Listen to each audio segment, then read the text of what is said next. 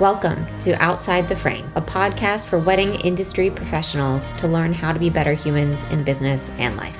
We're your hosts, Caitlin of Skywater Photo and Film, and Kaylin of Wandering Wildflower Films.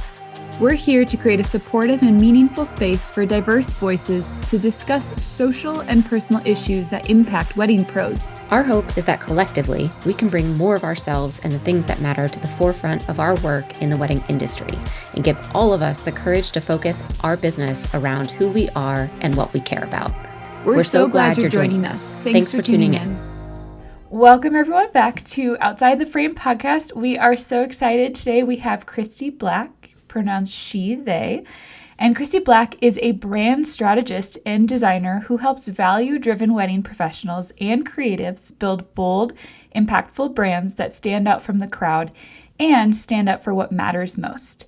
Known for their golden retriever energy and no BS approach, Kristy is on a mission to help socially conscious business owners grow without burning out or watering themselves down. Her work blends strategy and storytelling to create brands that stand out, attract dream clients on repeat, and reflect what people truly stand for. When they're not helping business owners increase their income, impact, and joy, you can find them dreaming of brighter futures while reading science fiction, playing with her dogs, or spending time in the garden with her spouse. Thank you so much for being here, Kristy. The outfit is to die for. The makeup is to die for. We're so happy to have you. Thank you so much for having me. I'm excited to be here. We will just kick it off, just starting with a couple questions here. I would love to hear more about the moment you shifted from kind of watering yourself down, because I know on your website, and you've talked about this in your intro of, you kind of started out like, oh, I'm going to blend in, I'm going to be bland. So share more about the moment when that shifted from blending in, watering yourself down, to finally embracing yourself and being bold in your own brand. Well, like most lessons, it was a hard one learned.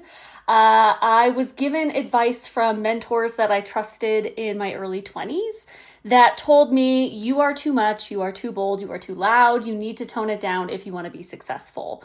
And I took their wisdom to heart because I thought it was a universal truth and not just their opinions. And it was miserable. I did that for about a year and a half.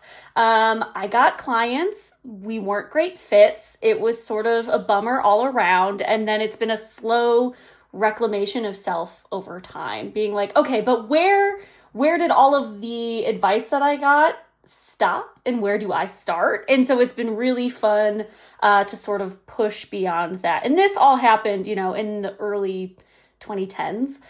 So I'm almost at like a decade of being fully me again, and it has been truly such a gift. And now I help other entrepreneurs do the same. Yeah, do you feel like that shaped like who you showed up as a person as well? Like as you're building this thing and you're realizing like, wait a second, I don't have to water myself down in business. Has that also shifted you personally? I think it's all a package deal. It's just more anchoring into your values. And that's really what it came down to, is like, okay, do I value being less? Do I value being palatable and blending in? And I was like, I actually don't care at all about those things.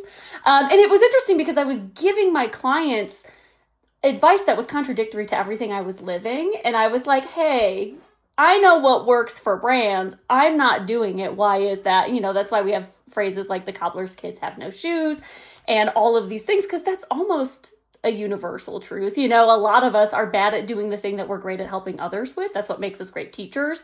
But it took a lot of sharing that wisdom with others before I was like, oh yeah, I should probably do the same. And those initial red flags, I guess you could say, like for the first few clients that didn't really feel like a good fit, what were kind of like the eye-opening moments for you?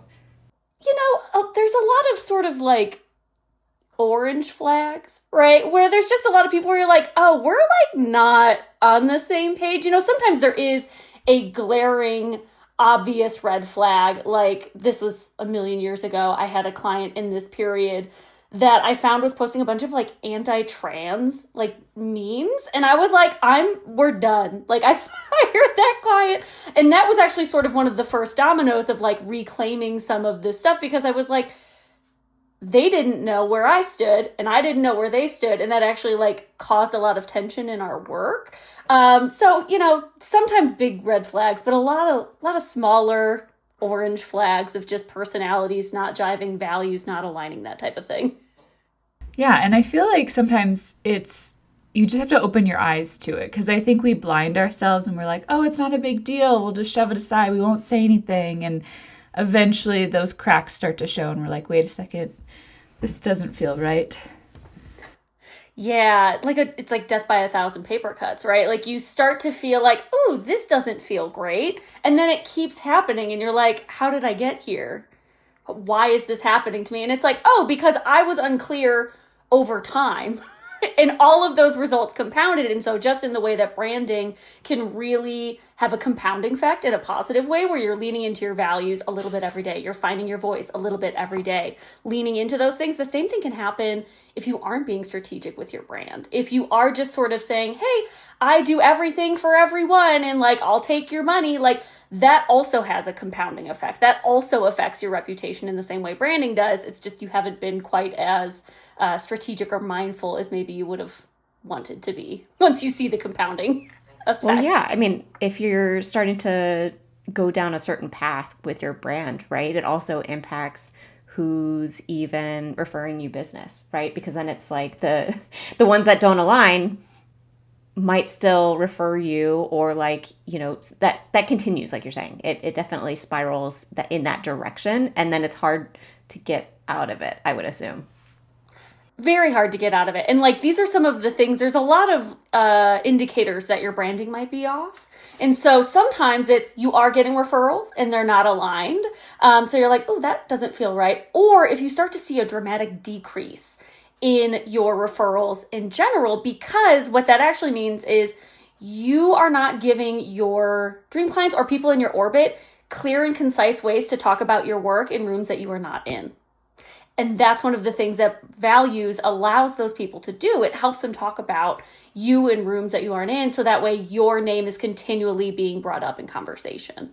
That's fascinating. I never thought about it that way of like, yeah, you want it to really align so that when they're talking about you outside of whatever space you're in, because we can create so much in our own websites and our own social media, but really it's the power of word and of what people are saying and sharing about us. Yeah, and people love to talk about themselves, and I mean this like in just like just a matter of fact way, not in like a dig way. But if I'm wearing like very cool glasses and you're like, I love your glasses, and I say, oh, they're from Warby Parker. For every pair purchased, they give a pair away. What I'm actually saying is, isn't it great that I'm a good person and I care about giving back? And so that same thing happens with our services, right? So if you are in a conversation with someone, and let's say you did photography for a couple, and they're not having a conversation, and their friends are like, hey, I love the photos that so-and-so did, then they get to talk about their values. Oh, well, isn't it great that Katie Fletcher values the environment and that she's a no trace photographer, and like those things matter to me. What I'm saying is I care about the environment, so I paid her, but now I'm selling Katie in a room that she's not in. Yeah, that makes sense too, not even just from a couple's perspective, right? But also even from vendor to vendor relationships and referrals that we get from other people in the industry. I think it would be really great for our listeners to hear your take on like why you think value-led branding is important, and maybe even more important now than ever, especially for those in the wedding industry. Yeah, it's important because it's how we create change. And I know that feels maybe grandiose, but I don't think most of us started in entrepreneurship or in the wedding industry because we love a corporate job, because we love the systems that are in place. Like there's something to be said about the level of ability to kind of believe in something that isn't yet happened. I think entrepreneurs are really great at doing that. You have almost no proof that what you're going to do is going to work.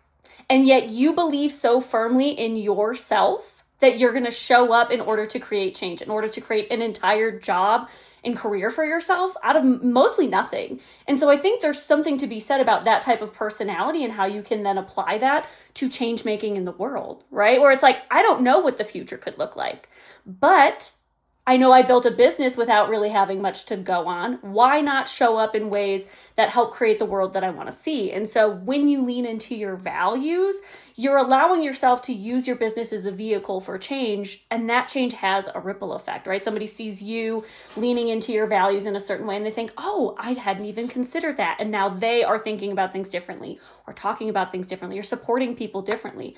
All of that compounds in a really beautiful way, I think.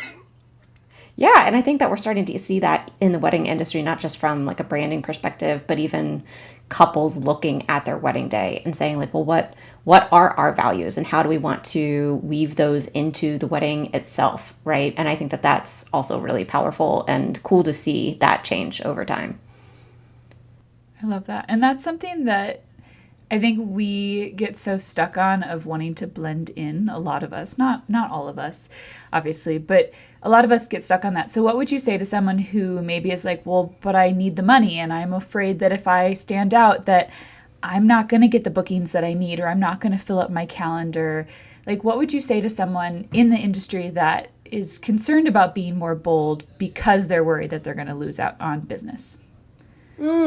Yeah, I hear this concern a lot. And also, to be very clear, if anyone is watching the video version of this, like, bold doesn't have to look like how I am. I'm wearing like a very colorful shirt right now, and I have like yellow and orange eyeshadow. Bold means different things for different people, so you don't have to do it in that way.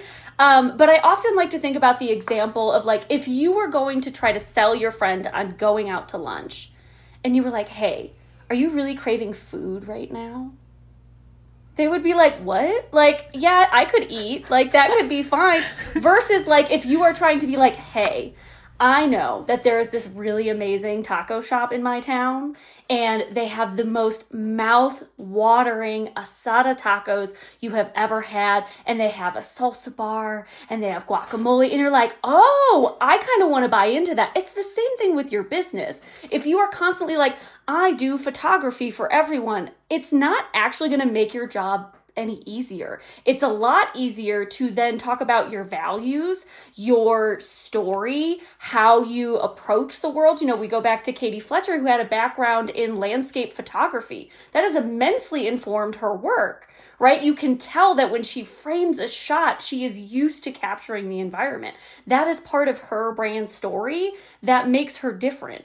And so when we start to lean into like actually the very specific things about us, that makes us more relatable than being like, I like everything. I don't even know a single person that is beloved by everyone. I'm certainly not liked by everyone. Like, it's an impossible goal.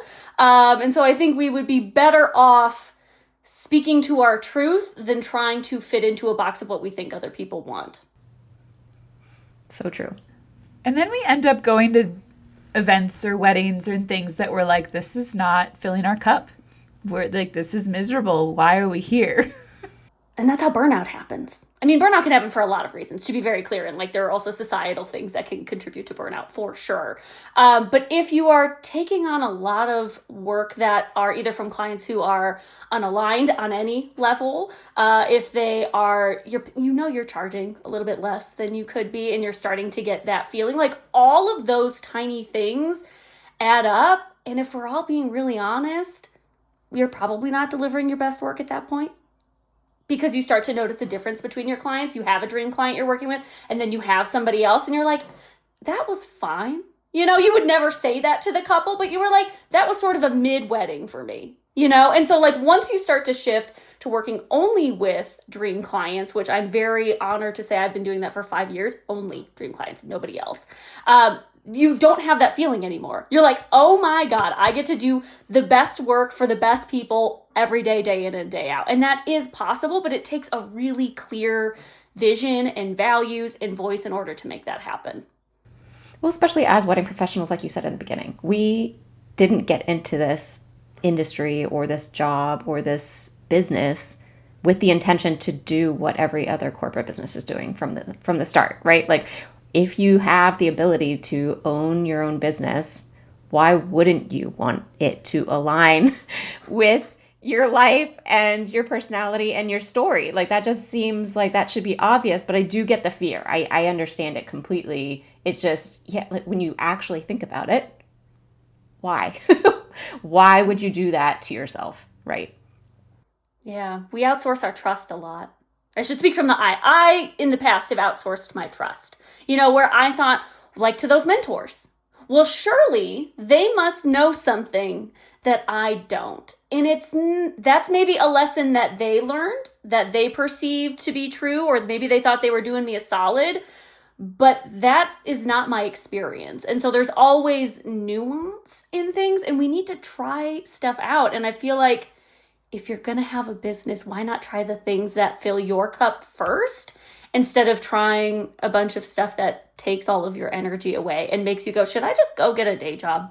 Yeah, which is so true, because it's not easy to own our own business. It's not easy to be an entrepreneur. So why would we do it to basically still have a day job that we're just doing things for money? Yeah.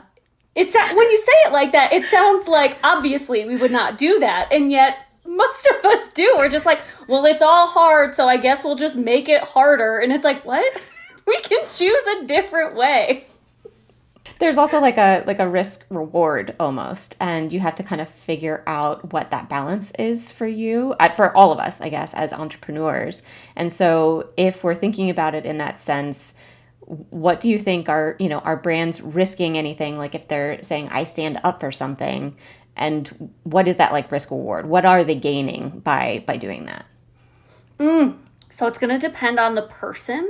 And so I always, similar to how you don't have to do branding and look like, the way that I show up online, the way that I show up in line from my values is also very much based on my privileges.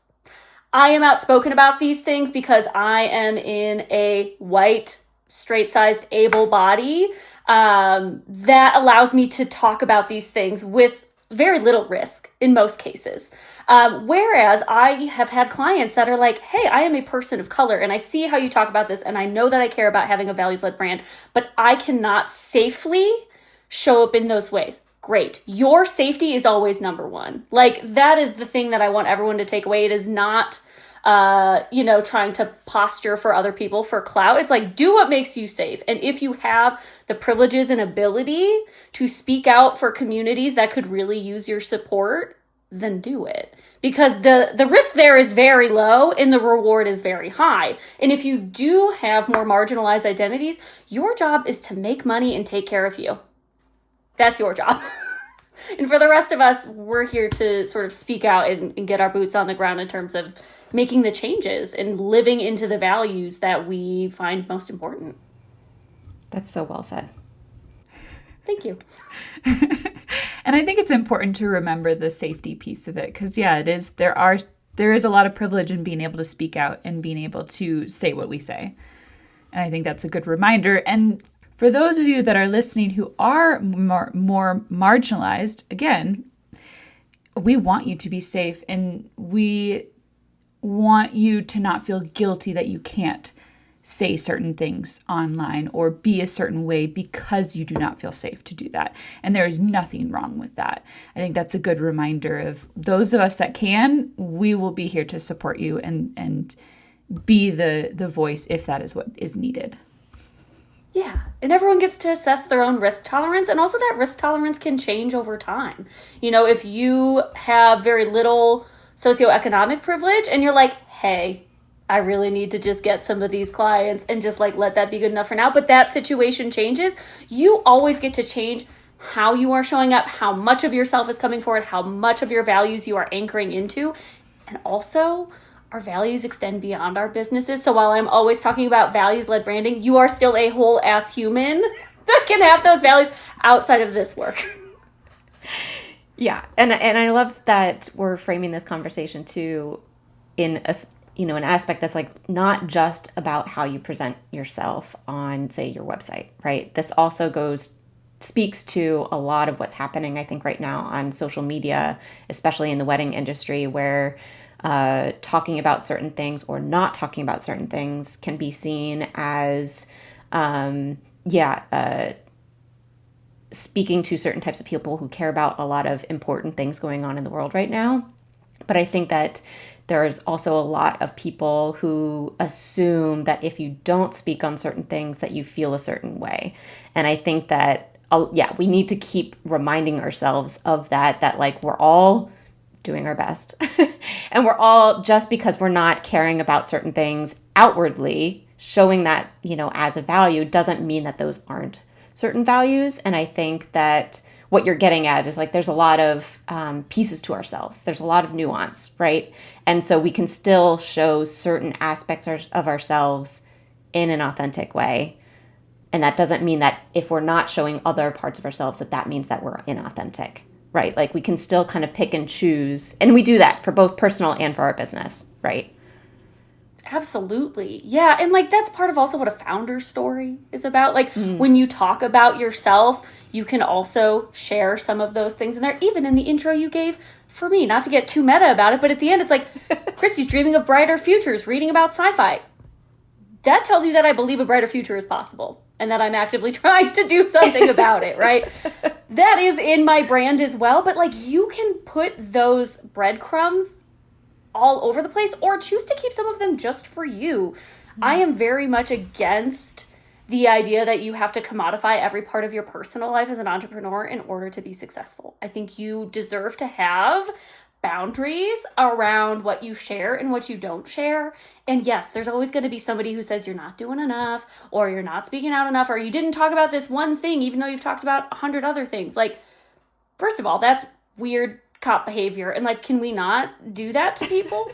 There's a difference between just like judging people. And then there's another thing that's like calling somebody in, right? To be like, hey, I've observed this. I want to be in dialogue about it. That's totally different if you want to have that conversation.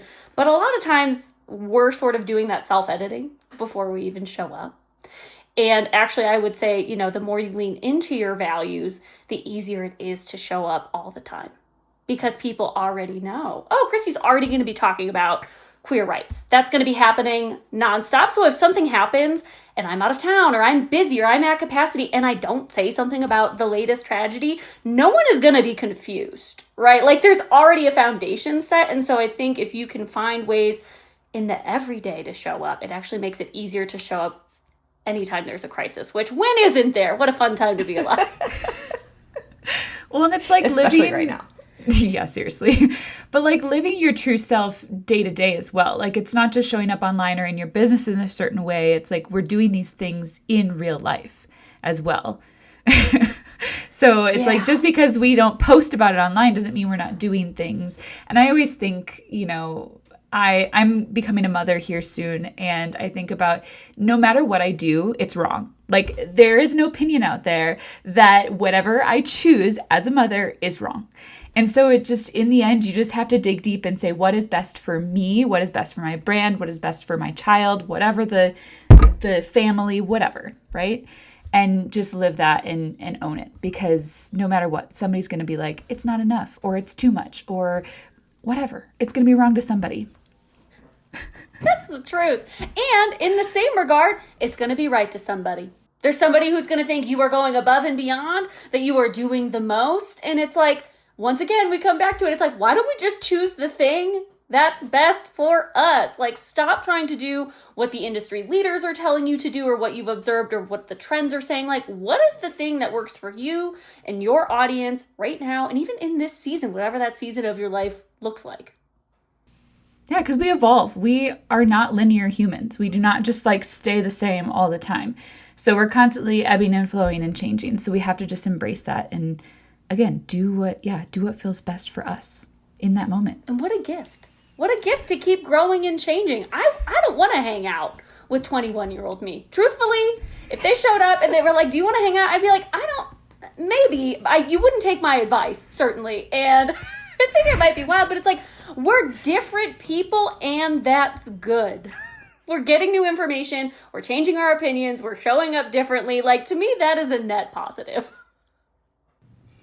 And we can only do so much, we can't do it all. Like I have to keep reminding myself of that all the time, is that there's 1,000,001 problems to solve in the world right now. And we literally do not have the capacity as individuals to equally work just as hard on one thing as we do on 100 other things. And I keep coming back to this like video that of Glennon Doyle on stage talking about the boats, right? If you imagine like every issue in the world as like boats, and it's like, you don't get mad that somebody else is in a different boat than you, caring about climate change, while you're in this boat talking about Palestine and someone else is in another boat, right? You don't need to be like, well, you need to be in my boat. No, like we're all like going up the river and we're trying to do our best, right? Like we're all trying so hard to make the world a better place, and we don't need to be like shaming people or saying like you're doing something wrong. So like you said, we're all trying, we're all making progress over time. And I love that as humans, yes, the older we get, we, try new things. We're learning about new problems all the time because, the world is shifting and we are all trying to be better, right? Like learning about different histories. So yeah, I love that this is something that we can always continually work on for ourselves personally and for our business. Absolutely. Yeah. Sorry, that was a bit of a rant. Absolutely, yeah. One of the things that we were a little curious about was like, as wedding professionals who listen to this show, are there certain like small things that, like easing themselves into focusing more on their values and their brand? What are some of those like small initial steps that you would suggest that they take in the beginning to start that process?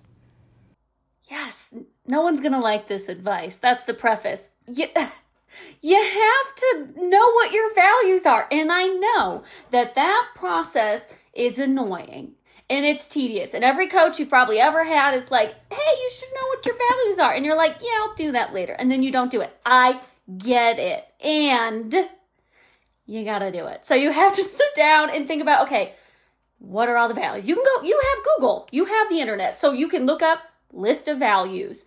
And my recommendation is just highlight as many as you can, and then you're going to narrow it down. And you're going to start to realize what you might describe as transparency is not how somebody else would describe it. So you're going to start to think about how would you lump certain words together. Okay, these three things all kind of mean something to me. And I don't care if you don't know how to talk about it yet. They're just together over here, and that's for you. Your values, most of the time, are for you to use behind the scenes. That's how it has to start. You can eventually put them out there on your website. You can talk about them more directly. But like at the beginning, if you're like, I don't even know where to start, it is 100% for you behind the scenes. No one is judging it. No one is seeing it. Get it clear. And then try to get it down to like 3 to 5. That's not going to be very fun. You're going to whittle it down. And don't worry if they don't have a great flashy name. You know what I mean? Like you could even draw a smiley face for one of them. And that means something to you. That's great. And then try to have, I recommend, one polarizing value. Now the bar is very, very low for what is polarizing, to be clear. Everyone deserves human rights. That's a polarizing value, evidently. So like, the bar's low, but pick one that could potentially scare away a nightmare client. 1 out of those 3 to 5 should push some people away. And then start to think about, okay, just pick a value. One week in the, off season when you're like, what's happening? Who am I? And you're like on the couch horizontal and you're like, okay, I should think about like my business.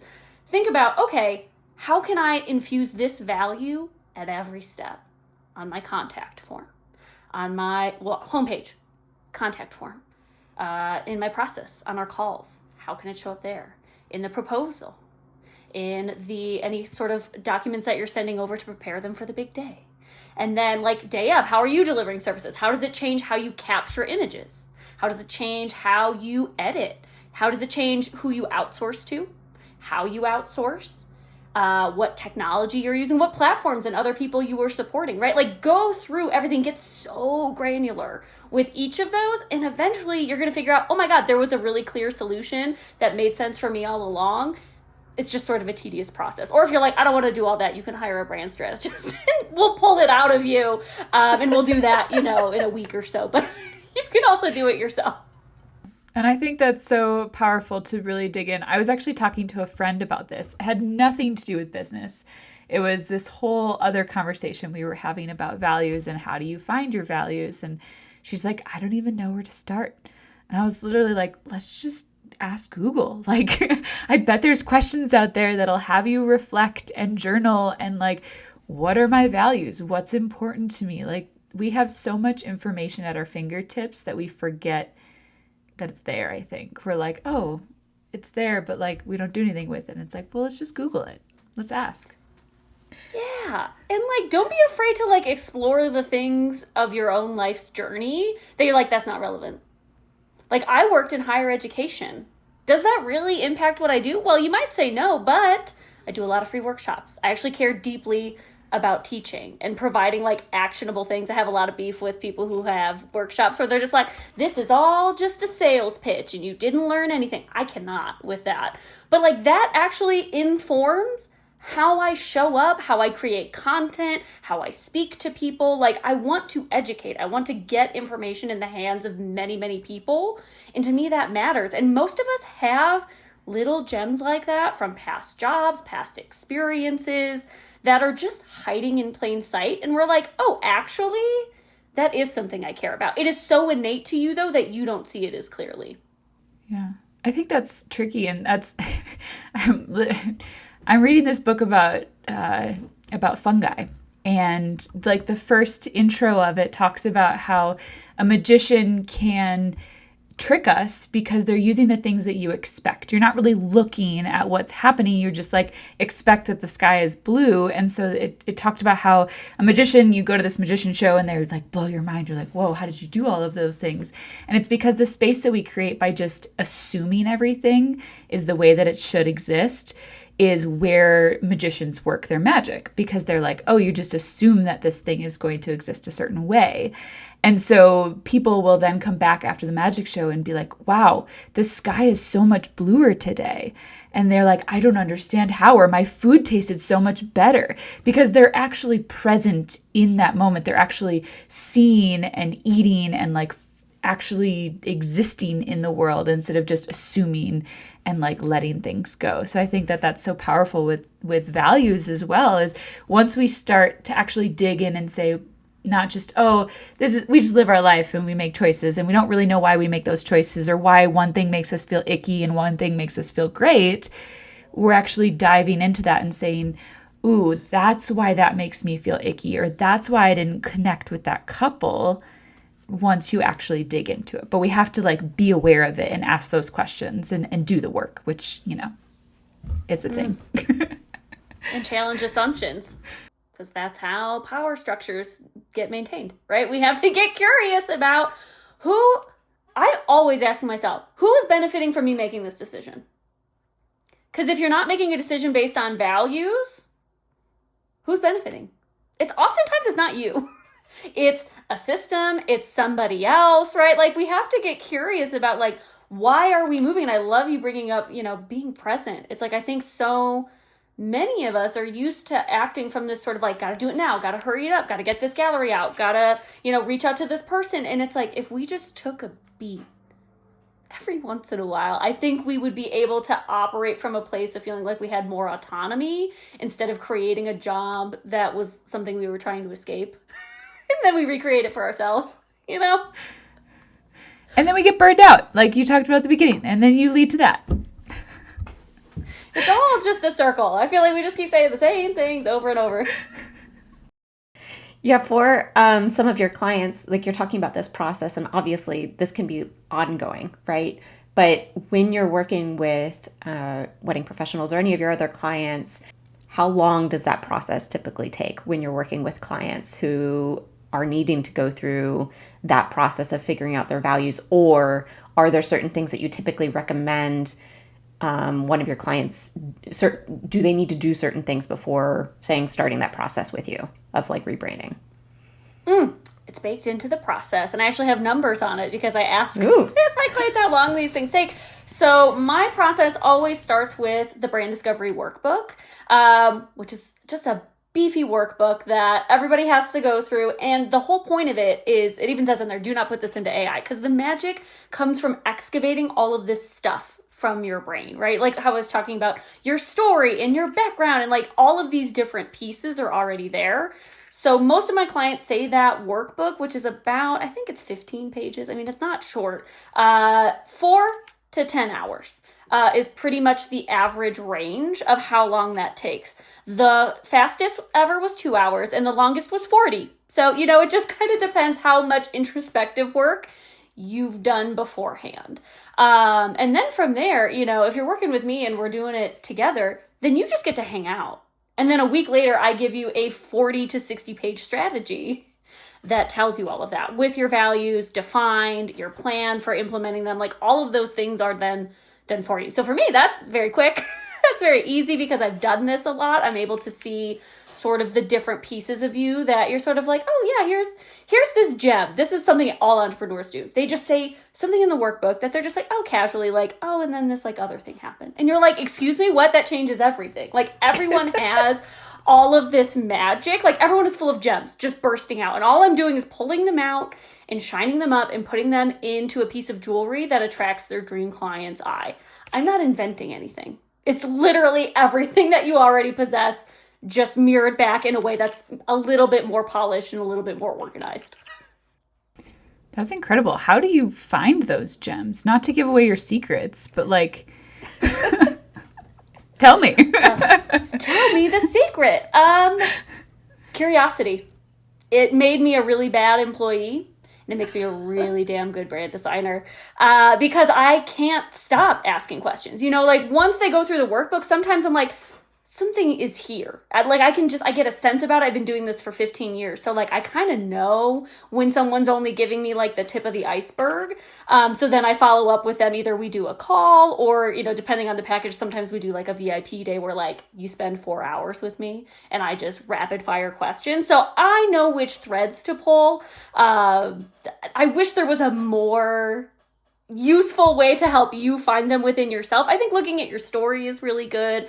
I think looking at your values is really good. And then the other thing is like, what really irks you about your industry? I think a lot of times we focus on like, oh, what do I love? Which is great. I love love. I love looking at the things we love. I want that to be the center.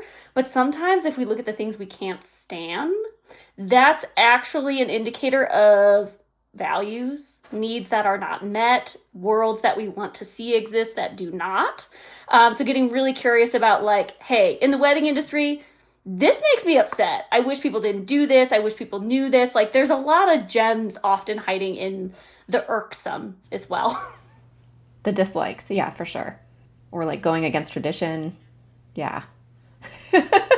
It's easy to pop off about stuff you don't like. Honestly, for most of us, it's like, I can think of 1,000 things, versus like, what do I like? I don't know. I've never liked anything in my life. It's one of those weird conundrums. And like, sometimes people are like, I don't know who my dream client is. I'm like, that's fine. Who's your nightmare client? Say something that repels them. And that will help. That'll get you 40% of the way there. And that's not nothing, It's a great way to word it. Oh my gosh. Incredible. Well, yeah. My mind is blown. I'm just like, oh, see, but I feel like it's like things that we all hear, right? It's things that we know that we need to do, but we just need to do it because we know it's important, but we don't do it.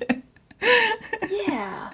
Well, and to be clear, I mean, it's really hard when you're in the wedding industry, right? Because more than half of the year, you are just in the weeds. It's so different than any other industry, like you are working weekends, you are working late, your schedule is often thrown off. Certain months you're like, I don't even know what's up or down. Like it's very hard to explain that sort of microcosm to someone who isn't in it. And so if you talk to other people who are helping entrepreneurs, they're like, well, just you have to make time for it. And it's like, I don't think you understand how close I am to falling apart.